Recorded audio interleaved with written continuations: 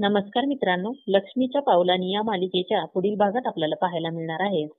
कला ही दिनकर संगीताला म्हणते की आई बाबा, या घराचे कर्ज आपण खरंच फेडणार आहोत.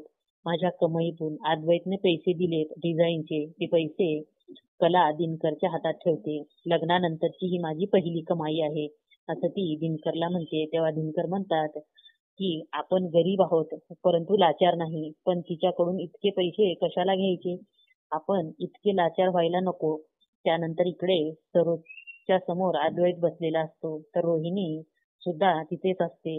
कलाने सरोजला कॉफी दिलेली असते, तर ती कॉफी पिऊन सरोज रागाने उठते आणि कलाकडे किचन मध्ये जाते. तिथे कॉफी कलाच्या हातामध्ये ठेवते जोराने आणि सर्व कलाच्या हातावर ती कॉफी सांडते. तिचा हात भाजला जातो. तेव्हा कला जोरात आई ग असं ओरडते, तर अद्वैत तिथून गडबडीने उठतो आणि कलाचा हात धरून पाण्याखाली धरतो आणि तो प्रेमाने कलाच्या हातावर फुंकर मारतो. हे सर्व सरोज मात्र रागाने बघत असते.